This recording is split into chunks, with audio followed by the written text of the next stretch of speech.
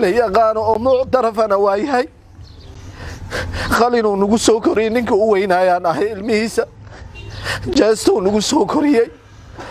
بسم الله الرحمن الرحيم. الحمد لله رب العالمين وبه نستعين على أمور الدنيا ودين وصلى الله على نبينا محمد وعلى آله وصحبه وسلم. أما بعد، السلام عليكم ورحمة الله وبركاته. وأنا السلام يا صومالي محمد من رب العالم كجوجتان صباح وناكسن قلب وناكسن هبين وناكسن وقت ولا بعيد انتهي مقعي واسحاق إبراهيم وحنا ذيك الأصاد لها دلك كندا إن وهذا سقد حرنتي وما نتلقين إن عن مقال إذن سوق بي أما إذن لو ذاقو لكن مرك قارو حاجر وحياو كو قصبة أما كو كلفة إن آذن آموسين oo runtii aad isleedahay haddii aad aamustid amay tahay yani dadnimo xumo ama damiir la-aan iyo wixii lamid ah. nabigana calayhi salaatu wasalaam wuxuu yidhi asigoo la hadlayo ummadiisa man ra'aa minkum munkaran falyughayyir biyadihi fain lam yastatic fabilisaanihi fain lam yastatic fabiqalbihi wadalika adcafu liimaan. subanaha calayhi salaatu wasalaam wuxuu yidhi qof alaala qofkii arka oo idinka mid ah wax xumaan ah ama munkar ah ha isku dayo inuu gacantiisa wax kaga qabto haduusan awoodinna inuu carabkiisa wax kaga qabto haduusan awoodinna inuu qalbiga ka naco waana shayga ugu yar oo qofka awoodo inuu sameeyo. maadaama marka aniga aanan waxyaabaha socdo dulmiga iyo tacadiga aanan awood u lahayn inaan gacantayga wax kaga qabto waxaan jeclaystay ugu yaraan in aan ka hadlo oo aan dareenkayga iyo yani dadnimadayga cabiro isla markaana wixii iga aadan aan ka iraahdo. sidaan ognahay saacadii la soo dhaafay waxaa baraha bulshada qabsaday muuqaal aad u xanuun badan murugo iyo tiiraanyo intaba xambaarsan. qof waliba oo daawadayna uu dareemayo dulmiga iyo tacadiga iyo xadgudubka ka jiro wadanka Soomaaliya gudihiisa. ma aha yani waxyaabihii ugu horeeyay ama yani dulmiyada aan isleenahay waa kii ugu darnaa aan isdhehayna ma aha, laakiin waxaa badan inta indhahena ay ka qarsan yihiin oo aanna soo gaarin oo yani ka socdo Soomaaliya gudaheeda, laakiin mar waliba waxaa kugu xanuun badan kii kugu dambeeyay oo aad aragtay. marka waxyaabo badan oo runtii aan in la sheego ama la soo xasuusto u baahneen aan soo aragnay, laakiin mar waliba waxaa xanuun badan midka kugu dambeeyay. sidaan ognahay wadanka Soomaaliya wuxuu noqday meel uu ku habsaday dulmiga iyo xadgudubka iyo tacadiga oo runtii aan la soo abayeelin. qof walibana qofka uu ka xoog badan yahay in uu ku tunto. waxay iloobeen Allah subhanahu wa ta'ala markii uu dhahaayay ya cibaadi inni haramtu adh-dhulma ala nafsi waj'altuhu baynakum muharraman fala tadhalamu. runtii waxaan aad iyo aad ugu xumahay oo aan damiirkayga isii waayay in aan ka aamuso aabihii Soomaaliyeed barbaarihii bulshada macalin Cabdi Bilaal oo loo yaqaanay macalin B inuu maanta si sharci dara ah dulmi iyo tacadi ah uu ugu xiran yahay gobolada Soomaaliya gobol ka mid ah oo runtii waxyaabaha lagu eedeynayo ama lagu haysto aysan ahayn wax sal iyo raad intaba leh, maadaama oo lacagtani waxaan la sheegay ay yihiin mid asiga uusan shaqo ku lahayn ay ahayd kaliya inuu u galay yani si maslaxa ah inuu arrintaas u xaliyo, laakiin isla maslaxadaas looga faa'iidaystay oo la yiri qofku ku haboon in la xiro waa asiga, maadaama uu ahaa yani barbaarihii bulshada ama qof runtii kaalin muhiim ah kaga jiray bulshada. runtii aadan uga xumahay in oo sidaas lala dhaqmo ama awaalkiisa laga dhigo.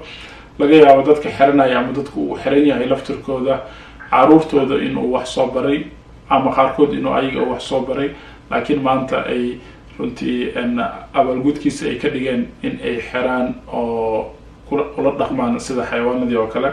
runtii waa wax aad looga xumaado. Allah subhanahu wa ta'ala ayaa marka hore u bandhigaynaa asigoo waxba aysan ka qarsaneen waxyaabaha ka jira adoomada dhexdooda inuu ilaahay si nabad ah gurigiisa ugu soo celiyo.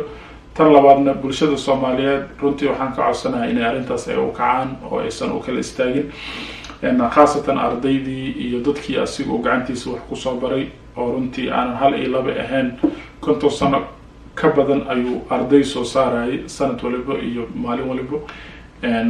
runtii macalin Cabdi Bilaal oo loo yaqaano macalin B aniga ka isxaaq ahaan waa aabahayga maxaa yeelay wuxuu ahaa macalinkayga. waa macalin soo baray xisaabta qof kasto Soomaali ahna khaasatan dadka deganaa Yakshiid si fiican u yaqaanaan. Macallin Bilaal runtii yani aadan ugu xumaaday markii aan arkay muuqaalkiisa iyo waxyaabaha lagu haysto iyo familkiisa iyo qoysaskiisa, yani waxyaabaha iyo dhibaatada ay soo gudbinayaan iyo yani runtii ma aha wax loo dulqaadan karo ama wax la fiirsan karo. marka dhammaan ummadda Soomaaliyeed waxaan ka codsanayaa inay arrintaas ay u istaagaan si wadajir ah, khaasatan ardaydii iyo bulshadii asiga uu soo barbaariyay oo aabaha uu ahaa oo gacantiisa uu wax ku soo baray oo laga yaabo maanta aqoontii asiga ay ka dhaxleen inay wax ku qabsanayaan ama ay yani adduunyadooda ay ku bursanayaan, inay arrintaas ay u istaagaan, aysan ka aamusin. sidaad arkaysaan muuqaalada qaarkood markii aad daawataan yani caruurtiisa ayagoo yaryar, yani xaasaskiisa, intaba yani waa waxaan damiirkaada ku siinayn in aad fiirsatid. waan aad uga xumahay in yani qofkii bulshada kaalintaas kaga jiray runtii abaalmarintiisa in laga dhigo maanta in la xiro, in ilmihiisa laga oysiiyo, in yani runtii waa ayaan daro aad looga xumaado. waxaan ka codsanaa dhammaan bulshada Soomaaliyeed runtii arrintan si wadajir ah inaan ugu wada istaagno mahma kaana. yani lacagtan 120,000 ah waa shay mararka qaar haddii maskaxdaada aad fiirisid wax mustaxiil ah. 120,000 yani inuu qof qaato amina wax noocaas la isdawmarsiyo runtii wax sahlan ma aha, laakiin waa wax kale ma aha. sidan sheegay waa dulmiga oo jiray kamid tahay. lacagta waa 120,000 sida la sheegay. 120,000 mar haddii lagu qasban yahay in la bixiyo, waxay ila tahay aniga inay fududahay in la bixiyo. waa 120 qofood oo min $1,000 oo isku darto. marka insha Allah haddii aan isu geeno xoogeena runtii ma umaleynayo in ay nagu qaadanayso isbuuc. lacagtaasna dadkii sheegtay runtii maalinta qiyaamo haddii ay tahay wax dulmi ay ku haystaan macalinka, maalinta qiyaamo ayaa la tegi doonaa insha Allah. marka si aan runtii ehelkiisa iyo awlaadiisa iyo dhammaan ummadda Soomaaliyeed arrintaas ka danqatay aan u farxad gelino, si wadajir aan arrintan aan u istaagno, aan isku dayno in aan arrintan aan wax ka qabano si Ilaahay subxaanahu wa tacaala ajir noogu siiyo, isla markaana waajibaadkii iyo kaalintii oo macalinka lahaa aan u gudano. waa ka xumahay macalinka in yani asiga howl intaas la eg soo qabtay in abaalmarintiisa laga dhigo in la xiro. marka insha Allah subxaanahu wa tacaala ayaan ka rajeynayaa in wixii dulmi iyo dhibaato ku hayo ummadda Soomaaliyeed in Ilaahay ka dulqaado.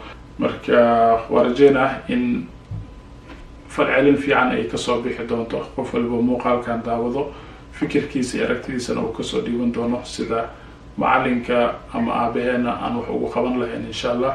waa mahadsantihiin. السلام عليكم ورحمة الله وبركاته.